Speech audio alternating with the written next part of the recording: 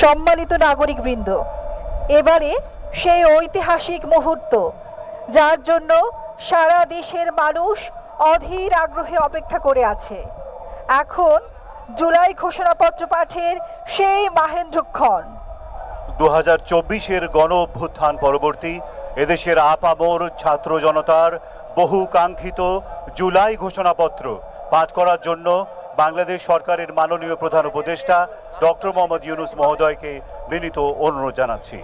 মঞ্চে উপবিষ্ট দেশের শীর্ষ রাজনৈতিক দলের নেতৃবৃন্দকে বিনীত অনুরোধ করছি জুলাই ঘোষণাপত্র পাঠের সময় মাননীয় প্রধান উপদেষ্টার পাশে দাঁড়িয়ে সংহতি জানানোর জন্য। শীর্ষ রাজনৈতিক দলের নেতৃবৃন্দকে সাথে নিয়ে এবারে জুলাই ঘোষণাপত্র পাঠ করছেন মাননীয় প্রধান উপদেষ্টা ডক্টর মোহাম্মদ ইউনূস। আসসালামু আলাইকুম। আজকে দেশের নেতৃবৃন্দকে সঙ্গে নিয়ে জাতির যে গুরুত্বপূর্ণ দায়িত্ব পালন করতে আমরা এসেছি, আল্লাহ তার জন্য আমাদের জন্য রহমত বর্ষণ করছেন। আল্লাহর রহমত নিয়ে আমি এই ঘোষণাপত্র পাঠ করব। বিসমিল্লাহির রহমানির রহিম। যেহেতু উপনিবেশ বিরোধী লড়াইয়ের সুদীর্ঘকালের ধারাবাহিকতায় এই ভূখণ্ডের মানুষ দীর্ঘ 23 বছর পাকিস্তানের স্বৈরশাসকদের বঞ্চনা ও শোষণের বিরুদ্ধে রুখে দাঁড়িয়েছিল এবং নির্বিচার গণহত্যার বিরুদ্ধে গণপ্রতিরোধ গড়ে 1971 সালে 26শে মার্চ স্বাধীনতা ঘোষণা করে রক্তক্ষয়ী মুক্তিযুদ্ধের মাধ্যমে জাতীয় মুক্তির লক্ষ্যে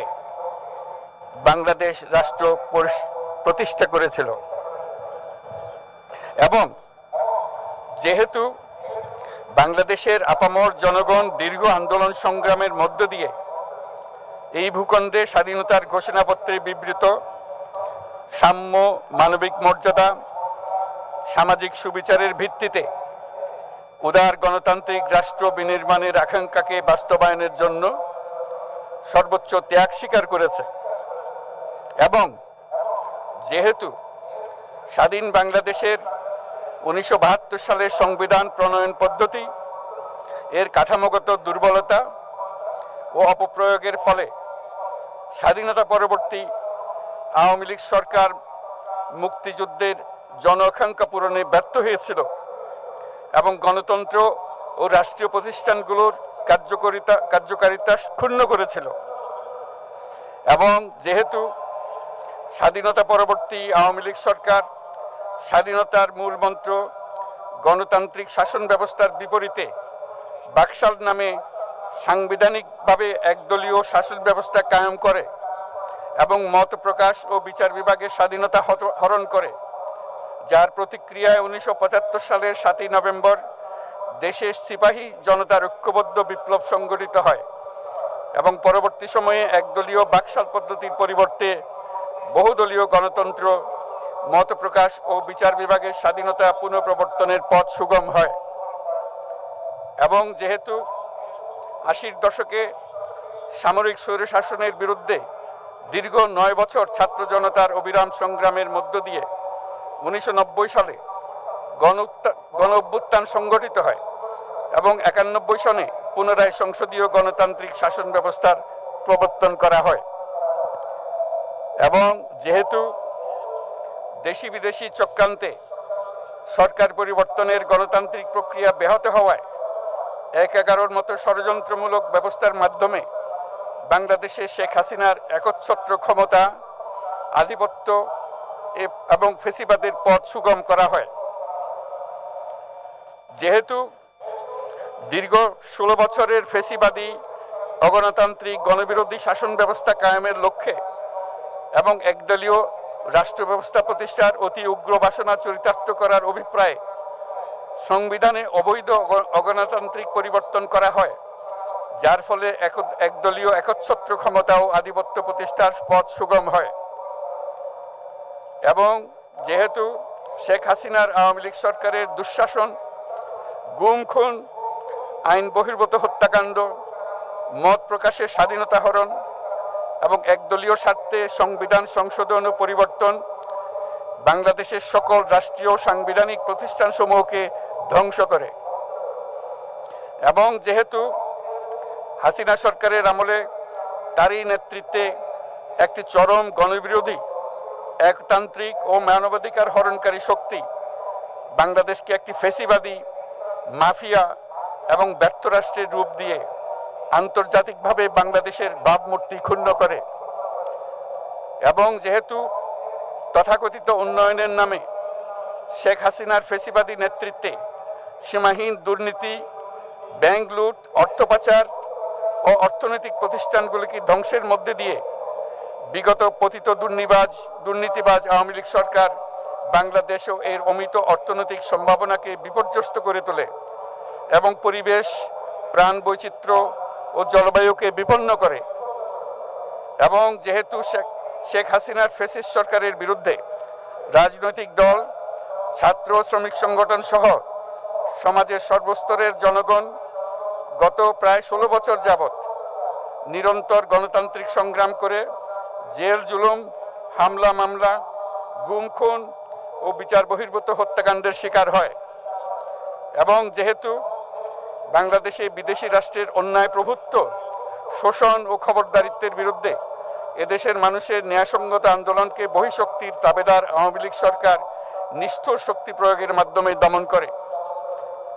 এবং যেহেতু অবৈধভাবে ক্ষমতা অব্যাহত রাখতে আওয়ামী লীগ সরকার 3টি প্রহসনের নির্বাচনে এর জাতীয় সংসদ নির্বাচন এদেশের মানুষকে ভোটাধিকার ও প্রতিনিধিত্ব থেকে বঞ্চিত করে, যেহেতু আওয়ামী লীগ আমলে ভিন্ন মতের রাজনৈতিক নেতাকর্মী, শিক্ষার্থী, তরুণদের নিষ্ঠুরভাবে নির্যাতন করা হয় এবং সরকারি চাকুরিতে একচেটিয়া দলীয় নিয়োগ এবং কোটাভিত্তিক বৈষম্যের কারণে ছাত্র, চাকুরি প্রার্থী, নাগরিকদের মধ্যে চরম ক্ষোভের জন্ম হয়, এবং যেহেতু বিরোধী রাজনৈতিক দল সংগঠনের উপর চরম নিপীড়নের ফলে দীর্ঘদিন ধরে জনরোষের সৃষ্টি হয় এবং জনগণ সকল বৈধ প্রক্রিয়া অবলম্বন করে ফ্যাসিবাদ বিরোধী লড়াই চালিয়ে যায়, এবং যেহেতু সরকারি চাকরিতে বৈষম্যমূলক কোটা ব্যবস্থা বিলোপ ও দুর্নীতি প্রতিরোধে বৈষম্য বিরোধী ছাত্র আন্দোলন চলাকালে আওয়ামী লীগ সরকার কর্তৃক ব্যাপক দমন পীড়ন, বর্বর অত্যাচার, মানবতা বিরোধী হত্যাকাণ্ড চালানো হয়, যার ফলে সারা দেশে দলমত নির্বিশেষে ছাত্র জনতার উত্তাল গণবিক্ষোভ, গণ অভ্যুত্থানের রূপ নেয়, এবং যেহেতু ফ্যাসিস্ট শক্তির বিরুদ্ধে অদম্য ছাত্র জনতার অভ্যুত্থানে রাজনৈতিক দল, ধর্মীয়, সামাজিক, সাংস্কৃতিক, পেশাজীবী, নারী ও শ্রমিক সংগঠনসমূহ সমাজের সকল স্তরের মানুষ যোগদান করে এবং আওয়ামী ফ্যাসিবাদী বাহিনী রাজপথে নারী, শিশু সহ প্রায় 1000 মানুষকে নির্বিচারে হত্যা করে, অগণিত মানুষ পঙ্গুত্ব, অন্ধত্ব বরণ করে। আন্দোলনের চূড়ান্ত পর্যায়ে সামরিক বাহিনীর সদস্যগণ জনগণের গণতান্ত্রিক লড়াইকে সমর্থন প্রদান করে, এবং যেহেতু অবৈধ শেখ হাসিনা সরকার পতন, ফ্যাসিবাদী ব্যবস্থার বিলোপ এবং নতুন রাজনৈতিক বন্দোবস্তের লক্ষ্যে বৈষম্য বিরোধী ছাত্র আন্দোলনের ডাকে জনগণ অসহযোগ আন্দোলন শুরু করে, পরবর্তী সময়ে 5ই আগস্ট ঢাকা অভিমুখে লং মার্চ পরিচালনা করে এবং ফ্যাসিবাদ বিরোধী আন্দোলনরত সকল রাজনৈতিক দল, ছাত্র জনতা তথা সর্বস্তরের সকল শ্রেণীর, পেশার, আপামর জনসাধারণ তীব্র আন্দোলনের চূড়ান্ত পর্যায়ে গণভবনমুখী জনতার উত্তাল যাত্রার মুখে ফ্যাসিস্ট হাসিনা 5ই আগস্ট 2024 তারিখে পদত্যাগ করে দেশ ছেড়ে পালিয়ে যেতে বাধ্য হয়। এবং যেহেতু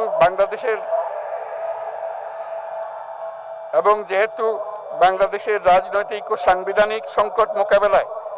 গণ অভ্যুত্থানের মধ্য দিয়ে ব্যক্ত জনগণের সার্বভৌমত্বের প্রত্যয় ও প্রয়োগ রাজনৈতিক ও আইনি উভয় দিক থেকে যুক্তিসঙ্গত, বৈধ ও আন্তর্জাতিকভাবে স্বীকৃত, এবং যেহেতু জনগণের দাবি অনুযায়ী এরপর অবৈধ দ্বাদশ জাতীয় সংসদ ভেঙে দেওয়া হয় এবং সংবিধানের 106 অনুচ্ছেদ অনুসারে সুপ্রিম কোর্টের মতামতের আলোকে সাংবিধানিকভাবে ডক্টর মোহাম্মদ ইউনূসের নেতৃত্বে 8ই আগস্ট 2024 তারিখে একটি অন্তর্বর্তীকালীন সরকার গঠন করা হয়। এবং যেহেতু বাংলাদেশের সর্বস্তরের জনগণের ফ্যাসিবাদ বিরোধী তীব্র আকাঙ্ক্ষা এবং ছাত্র জনতার অভ্যুত্থানের মধ্য দিয়ে ফ্যাসিবাদ বৈষম্য দুর্নীতিমুক্ত সমাজ ও রাষ্ট্র বিনির্মাণের অভিপ্রায় প্রকাশিত হয়, সেই হেতু বাংলাদেশের জনগণ সুশাসন ও সুষ্ঠু নির্বাচন, ফ্যাসিবাদী শাসনের পুনরাবৃত্তি রোধ, আইনের শাসন, অর্থনৈতিক ও সামাজিক ন্যায় বিচার নিশ্চিত করার লক্ষ্যে নিয়মতান্ত্রিক উপায়ে বিদ্যমান সংবিধান ও সকল রাষ্ট্রীয় সাংবিধানিক প্রতিষ্ঠানের গণতান্ত্রিক সংস্কার সাধনের অভিপ্রায় ব্যক্ত করে। এবং সেহেতু বাংলাদেশের জনগণ বিগত 16 বছরের দীর্ঘ ফ্যাসিবাদ বিরোধী আন্দোলন সংগ্রামকালে এবং 2024 সালের জুলাই গণঅভ্যুত্থানকালীন সময়ে ফ্যাসিস্ট আওয়ামী লীগ সরকার কর্তৃক সংগঠিত গুম খুন, হত্যা, গণহত্যা, মানবাধিকার বিরোধী অপরাধ ও সকল ধরনের নির্যাতন, নিপীড়ন ও রাষ্ট্রীয় সম্পত্তি লুণ্ঠনের অপরাধ সমূহের দ্রুত উপযুক্ত বিচারের দৃঢ় অভিপ্রায় ব্যক্ত করছে। সেহেতু বাংলাদেশের জনগণ জুলাই জনগণের সকল শহীদদের জাতীয় বীর হিসেবে ঘোষণা করে শহীদদের পরিবার, আহত যোদ্ধা এবং আন্দোলনকারী ছাত্র জনতাকে প্রয়োজনীয় সকল আইনি সুরক্ষা দেওয়ার অভিপ্রায় ব্যক্ত করেছে। এবং সেহেতু বাংলাদেশের জনগণ যুক্তিসঙ্গত সময়ে আয়োজিতব্য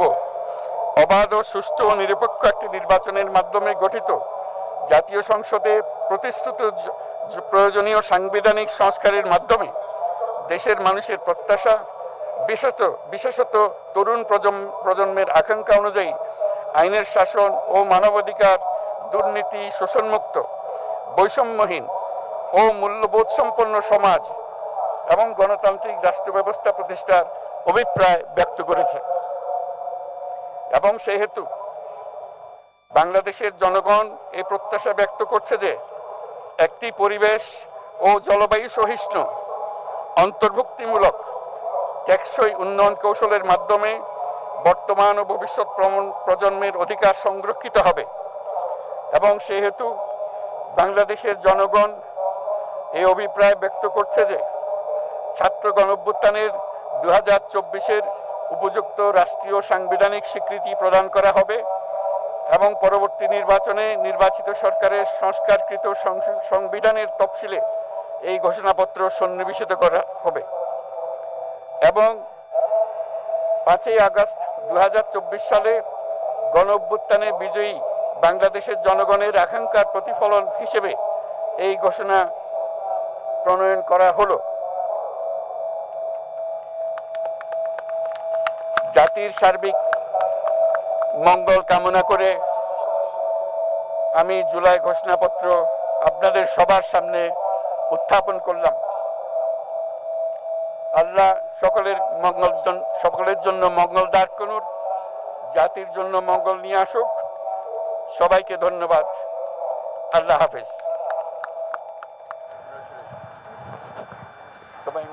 সম্মানিত সুধীবৃন্দ, ঐতিহাসিক জুলাই ঘোষণাপত্র পাঠ শেষ হলো। রাজনৈতিক নেতৃবৃন্দ সহ উপস্থিত সকলকে আন্তরিক ধন্যবাদ। মাননীয় প্রধান উপদেষ্টা